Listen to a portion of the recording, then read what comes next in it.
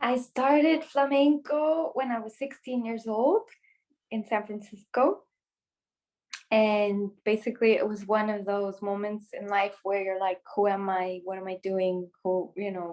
I need my voice. And I had seen flamenco for the first time when I was like 5 years old. And I remember I was fascinated by it, like, wow, what is this? And my parents was like, that's flamenco. And then years went by. Here I am at 16, like, I need to dance flamenco. It was like this flash that came into my head, no? And so I grabbed the yellow pages, found the teacher, took my class. And from that day, the first class I took, it was like, I'm moving to Spain. This is my life. Like I saw it, I had a vision of it. And so I just went full on in. And I started taking classes for 2 years in San Francisco and saved money because I had very clear in my mind that I was moving to Spain. And I studied to be a hairdresser, actually, just in case. I was like, I need something to fall back on. So I did that. I got my degree in hairdressing, worked in a salon for a year, made my money, and then got to Madrid. And I was like, no, this is not what I had imagined, because what I had pictured in my mind was like a patio with flowers. It's like this vision in my head. And I was like, no, this is not where my patio is. So then plus Madrid is nice, but it was too much of a big city like San Francisco. And something was pulling me to go to Sevilla. So I came to Sevilla and it was like, yes, this is where I felt like I was supposed to be. And so 20 years later, here we are.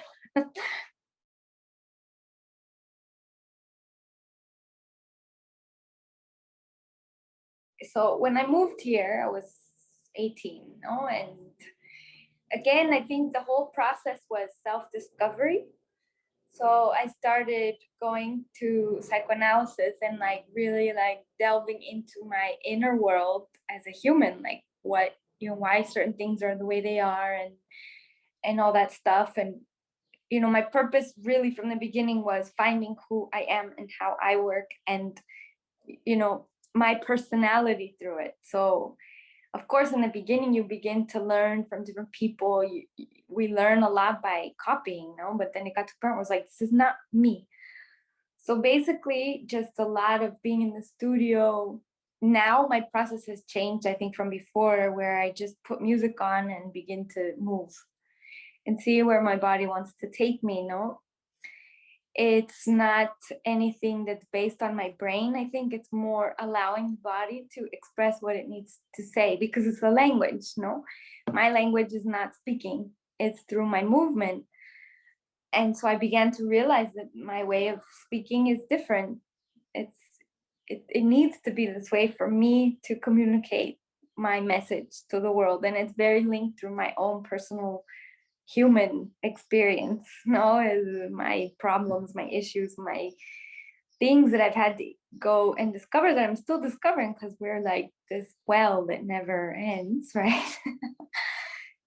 So basically, it's pretty much that, just allowing my body to tell me what it needs to say, and not letting it come from a mental place of control and I want to do this. Or people say you have a very modern style. For me, it's not modern because I've never studied modern dance. I don't have that background. It's more of just, I need to speak this way, and this is how I do it.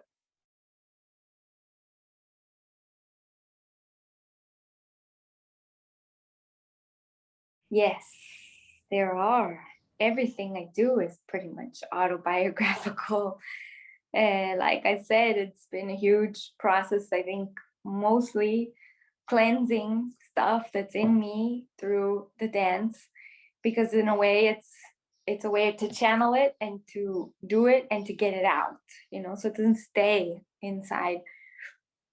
And so yeah, there are things that I've even come to realize through dance, that this is an issue within myself that my brain wasn't able to process yet, but that my body is telling me that's a problem, or that's there. It doesn't always have to be a drama or a problem, but just, an issue, something that you need to express. So yeah, most definitely very autobiographical. Mhm.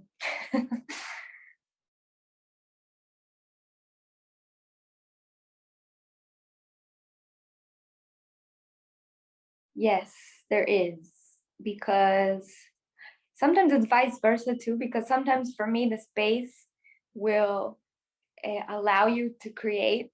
You know what I mean? Like, for example, the space that I went to thanks to Ruben Barroso, La Fábrica de Artillería. When I saw it, I was like, wow, it's abandoned. It looks almost like a cathedral in a way. And it's like, how can I use the space with what is there? So there was like metals on the floor, rocks and things, using what's there. With the space, you begin to create a story. Like I said, it's something that's not happening through the mind, but mostly like your intuition's guiding you. And it begins to take on a story on its own without even trying.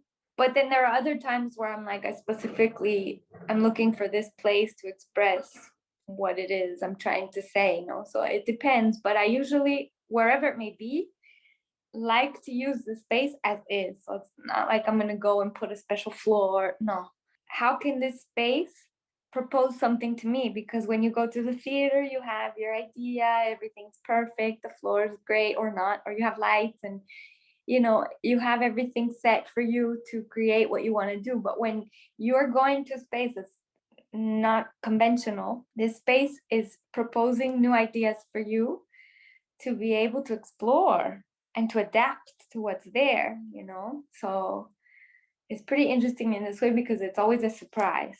Like, how can I work through this? No, find a solution. Where some people might see it as a problem. The floor sucks. Well, how can I make it? How can I find it a way to make it work? So that for me is very interesting. And I like that because it's always something new. So it's like silence is interesting because you're in a state where you really have to listen to yourself. When there's music, your body automatically wants to go with the music. When there's silence, there's nothing. It's just you and yourself, your heartbeat or the sounds that your body can make with the floor or with the wall or whatever you find. No, silence for me is non-existent because we're so used to hearing things all around us.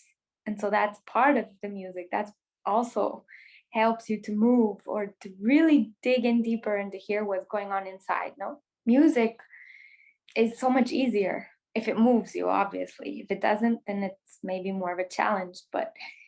And that's another thing that I like to explore, is just put on any type of music and to see where your body wants to take you in regards to this music, this piece of music. And you begin to see things that you'd never knew were there, right? Like, wow, I never knew I could do this, because you just let go. So part of it's for me letting go of the control. And I think when you're in silence, you really have to let go because there's nothing to grab onto but yourself. With tripolar, like I said, I started that piece in during the whole lockdown.